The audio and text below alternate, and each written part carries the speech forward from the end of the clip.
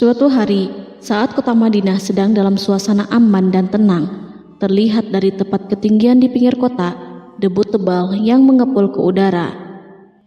Debu itu semakin meninggi, bergumpal-gumpal hingga hampir menutupi angkasa. Angin yang bertiup menyebabkan gumpalan debu dari butiran pasir Sahara yang lembut dan terbang menghampiri pintu-pintu rumah di Madinah dan berhembus dengan kuatnya di jalan-jalan. Orang-orang menyangka ada badai yang menyapu dan menerbangkan pasir, tetapi kemudian dari balik tirai debu itu mereka mendengar terbesit kabar tentang kedatangan kafilah besar yang panjang.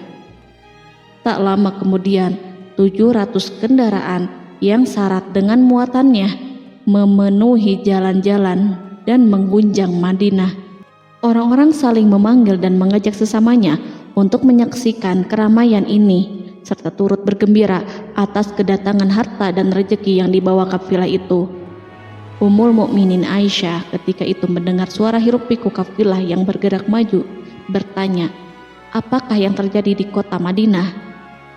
Ada yang menjawab, kafilah Abdurrahman bin Auf baru datang dari Syam membawa barang-barang dagangannya. Jadi kafilah itu yang telah menyebabkan semua guncangan ini? Tanya Ummul Mukminin. Benar, wahai Ummul Mukminin. Jumlahnya 700 kendaraan. Ummul Mukminin menggeleng-gelengkan kepala. Pandangannya menerawang jauh seolah-olah sedang mengingat-ingat peristiwa yang pernah dilihat atau ucapan yang pernah didengarnya.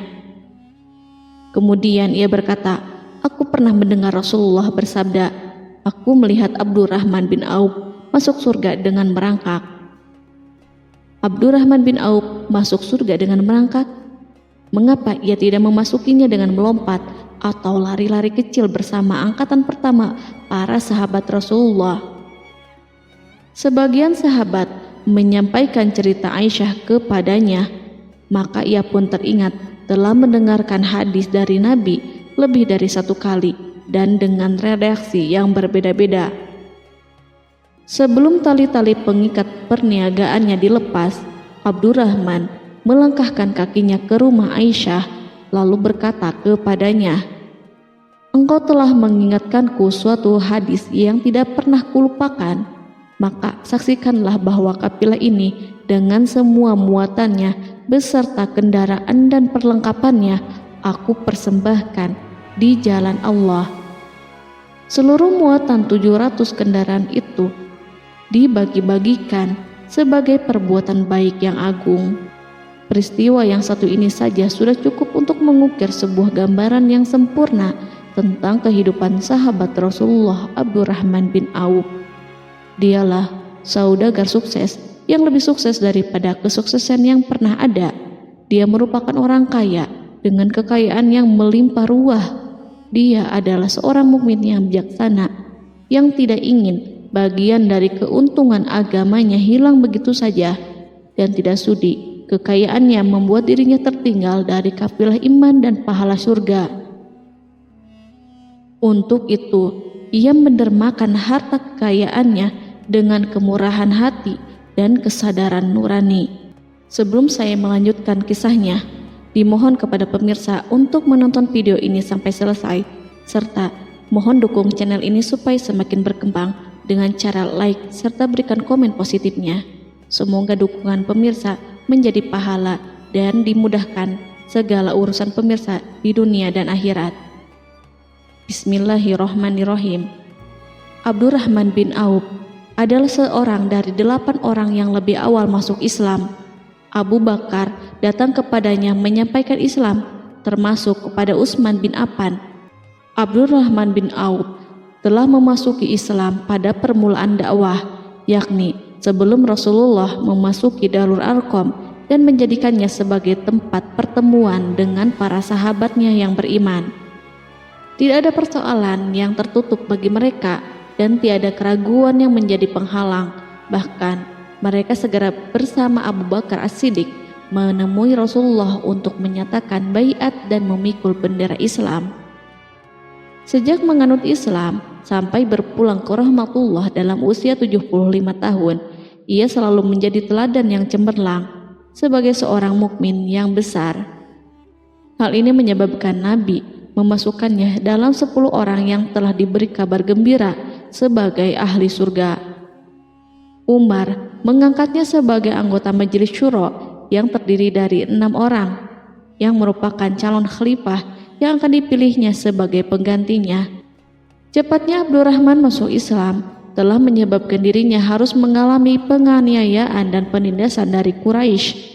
Ketika Nabi memerintahkan para sahabatnya hijrah ke Habasyah, Abdurrahman bin Auf pun ikut berhijrah. Kemudian ia kembali lagi ke Mekah, lalu hijrah untuk kali keduanya ke Habasyah, dan selanjutnya hijrah ke Madinah. Keuntungannya dalam perniagaan sangatlah besar, hingga mencapai batas yang membuat dirinya merasa takjub dan heran, sehingga ia berkata, "Sungguh aku melihat diriku ini, seandainya mengangkat batu, niscaya aku temukan emas dan perak di bawahnya." Perniagaan bagi Abdurrahman bin Auf bukanlah jenis perdagangan yang tercela maupun monopoli.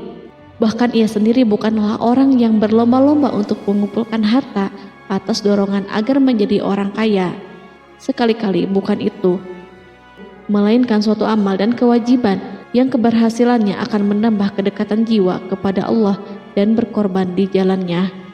Abdurrahman bin Auf adalah seorang yang kuat emosi jiwanya, di mana ia menemukan kepuasan emosinya itu dalam amal yang mulia.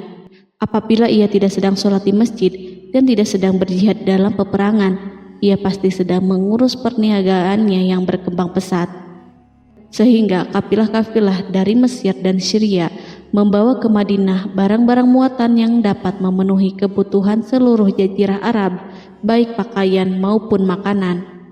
Yang menunjukkan kepada kita bahwa seorang yang kuat emosi jiwanya adalah ketika kaum muslimin hijrah ke Madinah. Rasulullah pada waktu itu menerapkan aturan untuk mempersaudarakan 2 orang sahabat, salah seorang dari muhajirin warga Mekah dan yang lainnya dari Ansor penduduk Madinah. Persaudaraan ini berjalan dengan sempurna hingga membuat hati terpesona.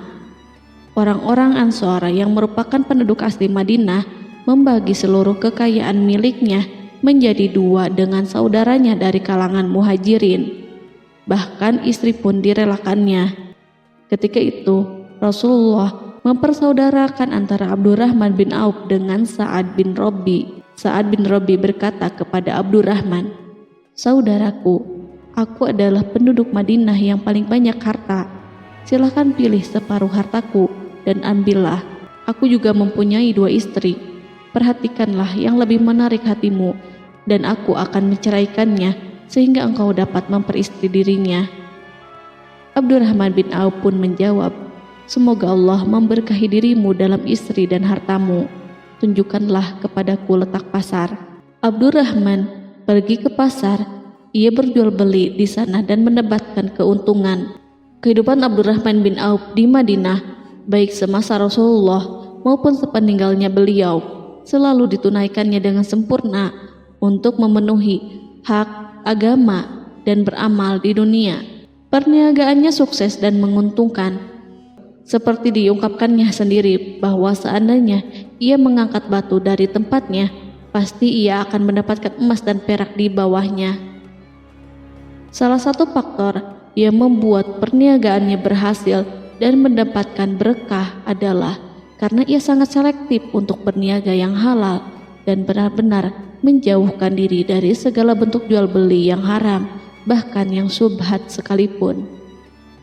Selain itu, faktor yang menambah kejayaan dan keberkahannya adalah labanya yang bukan untuk Abdurrahman sendiri, melainkan di dalamnya terdapat bagian Allah yang ia penuhi dengan baik. Ia menggunakan hartanya untuk memperkokoh hubungan kekeluargaan dan mengeratkan tali persaudaraan, serta menyediakan perlengkapan yang diperlukan untuk tentara Islam. Bila total perniagaan dan kekayaan yang lainnya ditambahkan keuntungan yang diperolehnya dihitung, jumlah kekayaan Abdurrahman bin Auf itu dapat diperkirakan dengan memperhatikan jumlah yang dibelanjakannya di jalan Allah. Suatu hari, ia mendengar Rasulullah bersabda, "Wahai Ibnu Auf, engkau termasuk golongan orang kaya dan engkau akan masuk surga dengan merangkak." Karena itu, pinjamkanlah kekayaan itu kepada Allah agar Dia mempermudah langkahmu." Sejak ia mendengar nasihat Rasulullah ini dan menyediakan bagi Allah pinjaman yang baik, Allah justru semakin melipat gandakan kekayaannya hingga berlimpah ruah. Suatu hari, ia menjual tanah seharga 40.000 dinar. Kemudian uang itu dibagi-bagikan semuanya untuk keluarganya dari Bani Zuhrah, untuk para istri Nabi, dan untuk kaum muslimin yang miskin. Pada kesempatan lain, ia menyerahkan 500 ekor kuda untuk perlengkapan tentara Islam. Pada hari yang lain, ia menyerahkan 1.500 kendaraan unta. Menjelang wafat, ia mewasiatkan 50.000 dinar untuk diinfakkan di jalan Allah. Ia juga berwasiat bagi setiap orang yang ikut perang Badar dan masih hidup, masing-masing mendapatkan 400 dinar. Hingga Utsman bin Affan juga mengambil bagian dari wasiat itu, meskipun termasuk orang yang kaya. Ia berkata, harta Abdurrahman bin Auf halal lagi bersih, dan memakan harta itu membawa keselamatan dan keberkahan. Ibnu Auf adalah seorang yang mengendalikan hartanya, bukan dikendalikan oleh hartanya. Sebagai buktinya, ia tidak mau celaka dengan mengumpulkan dan tidak menyimpannya. Bahkan ia mengumpulkannya dengan tetap merendahkan hati dan dari jalan yang halal. Kemudian harta itu tidak dinikmati untuk kepentingannya sendiri, melainkan untuk dinikmati bersama keluarga, kerabat, rekan-rekan, dan masyarakat seluruhnya. Karena begitu luas pemberian serta bantuannya, ada yang mengatakan seluruh penduduk Madinah berserikat dengan Abdurrahman bin Auf pada hartanya. Sepertiga dipinjamkannya kepada mereka, sepertiga lagi dipergunakannya untuk membayar hutang-hutang mereka, dan sepertiga sisanya dibagi-bagikan kepada mereka. Harta kekayaan ini tidak akan pernah membuat kelegaan dan kesenangan pada dirinya selama ia belum menemukan jalan untuk membela agama dan membantu rekan-rekannya. Adapun untuk selain itu, ia selalu merasa khawatir terhadap kekayaannya. Pada suatu hari, dihidangkan kepadanya makanan untuk berbuka karena waktu itu sedang berpuasa. Ketika pandangannya tertuju pada hidangan tersebut, selera makannya pun bangkit. Namun, ia justru menangis sambil berkata, "Mus'hab bin Umair telah gugur sebagai syahid dan ia jauh lebih baik daripada aku. Ia hanya mendapat kafan sehelai kain yang jika ditutupkan ke kepalanya, maka kelihatan kakinya, dan jika ditutupkan ke kedua kakinya, terbukalah kepalanya. Demikian pula Hamzah yang jauh lebih baik daripada aku. Ia pun gugur sebagai syahid, dan saat akan dikuburkan hanya mendapatkan sehelai selendang. Dunia ini telah dihamparkan kepada kami seluas-luasnya, dan hasil sebanyak-banyaknya telah diberikan kepada kami. Sungguh kami khawatir bila pahala kebaikan kami telah disegerakan balasannya di dunia." Pada peristiwa lain, sebagian sahabat berkumpul bersamanya menghadapi jamuan makan di rumahnya.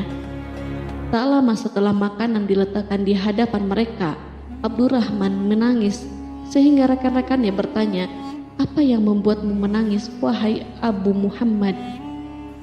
Ia pun menjawab, "Rasulullah telah wafat, dan semasa hidup beliau beserta keluarganya tidak pernah merasakan kenyang makan roti gandum.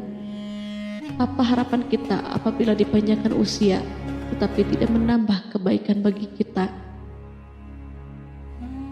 Demikianlah, kekayaan yang melimpah itu sedikit pun tidak membangkitkan kesombongan dan takabur dalam dirinya. Bahkan orang-orang mengatakan tentang dirinya, seandainya seorang asing yang belum pernah mengenalnya kebetulan melihatnya sedang duduk bersama budak-budaknya, niscaya ia tidak bisa membedakan di antara mereka. Tetapi bila orang asing itu mengenal satu saja sisi jihad Ibnu Auf dan ujian yang dihadapinya, ia pasti langsung mengetahui siapa dia. Misalnya, ia mengetahui bahwa di badannya terdapat 20 bekas luka di perang Uhud, dan bahwa salah satu dari bekas luka itu meninggalkan cacat pincang yang tidak sembuh-sembuh pada salah satu kakinya. Contoh lain, beberapa gigi serinya rontok di perang Uhud yang menyebabkan kecedalan yang jelas pada ucapannya.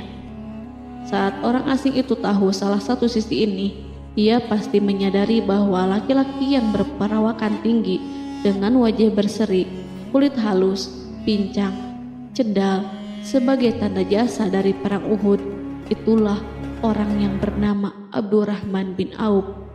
Semoga Allah ridho kepadanya. Kita sudah terbiasa memperhatikan tabiat manusia, bahwa harta kekayaan itu biasanya menyebabkan seseorang suka berkuasa. Artinya, orang-orang kaya selalu gandrung untuk memiliki pengaruh guna melindungi kekayaan mereka dan melipat gandakan pengaruh itu. Selain untuk memuaskan nafsu demi kebanggaan dan kepuasan pribadi, semua ini merupakan sifat yang biasa dibangkitkan oleh kekayaan. Tetapi bila kita melihat Abdurrahman bin Auf dengan segala kekayaannya yang melimpah, menemukan manusia ajaib yang sanggup menguasai watak dasar manusia dalam bidang ini dan melangkahinya ke puncak ketinggian yang istimewa. Peristiwa itu terjadi ketika Umar bin Khattab hendak berpisah dengan rohnya yang suci dan memilih 6 orang di antara mereka, para sahabat Rasulullah, agar memilih salah seorang di antara mereka untuk menjadi khalifah yang baru. Pada waktu itu, semua jari menunjuk kepada Ibnu Auf. Bahkan sebagian sahabat telah menegaskan bahwa dialah yang berhak menjadi khalifah di antara 6 orang itu.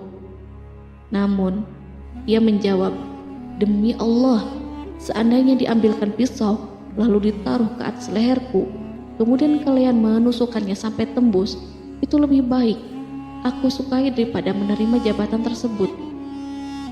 Demikian, saat awal 6 orang terpilih itu mengadakan pertemuan untuk memilih salah seorang di antara mereka untuk menjadi khalifah yang akan menggantikan Al-Faruq, Umar bin Khattab, Abdurrahman telah menyatakan kepada mereka bahwa ia telah melepaskan haknya yang dilimpahkan Umar kepadanya sebagai salah seorang dari 6 calon yang akan dipilih menjadi khalifah. Dengan demikian, kewajiban mereka untuk melakukan pemilihan itu terbatas di antara mereka yang berlima saja. Sikat juhudnya terhadap jabatan dan pangkat ini dengan cepat telah menempatkan dirinya sebagai hakim di antara 5 orang tokoh terkemuka itu. Mereka menerima dengan senang hati agar Abdurrahman bin Auf menetapkan pilihan kepada khalifah itu terhadap salah seorang di antara mereka berlima. Ali mengatakan, "Aku pernah mendengar Rasulullah menyifatimu bahwa engkau adalah orang yang dipercaya oleh penduduk langit dan dipercaya pula oleh penduduk bumi." Ibnu Auf akhirnya memilih Utsman bin Affan untuk jabatan khalifah dan lainnya pun menyetujui pilihannya. Itulah hakikat seorang laki-laki yang kaya raya dalam Islam. Apakah Anda telah memperhatikan bagaimana Islam telah mengangkat dirinya jauh di atas kekayaan dengan segala godaan dan penyesatannya itu, dan bagaimana ia menempa kepribadiannya dengan sebaik-baiknya? Pada tahun 32 Hijriah, tubuhnya berpisah dengan roh. Ummul Mukminin Aisyah memberinya kemuliaan khusus yang tidak diberikan kepada orang lain dengan memberikan usulan kepadanya ketika ia masih terbaring di ranjang menuju kematian agar bersedia dikuburkan di pekarangan rumahnya berdekatan dengan Rasulullah, Abu Bakar, dan Umar. Namun ia memang seorang muslim yang telah dididik Islam dengan sebaik-baiknya, sehingga merasa malu bila dirinya diangkat dan disandingkan dalam kedudukan tersebut. Selain itu, ia telah membuat janji dan ikrar yang kuat dengan Utsman bin Maz'un, yakni jika salah seorang di antara mereka meninggal sesudah yang lain, hendaklah ia dikuburkan di dekat sahabatnya itu. Saat rohnya bersiap-siap memulai perjalanan yang baru, air matanya meleleh, sedangkan lidahnya bergerak-gerak mengucapkan kata-kata, "Aku khawatir dipisahkan dari sahabat-sahabatku karena kekayaanku yang melimpah ruah." Namun, ketenangan dari Allah segera menyelimutinya.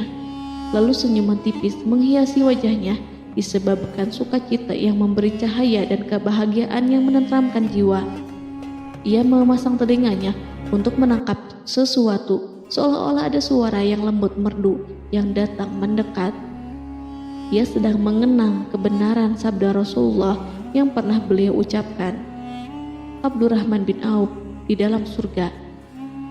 Ia barangkali juga sedang mendengarkan janji Allah dalam kitabnya. Orang yang menginfakkan hartanya di jalan Allah, kemudian tidak mengiringi apa yang diinfakkan itu dengan menyebut-nyebut dan menyakiti perasaan penerima, maka memperoleh pahala di sisi Rabb mereka. Tidak ada rasa takut pada mereka dan mereka tidak bersedih hati. Quran Surat Al-Baqarah ayat 262.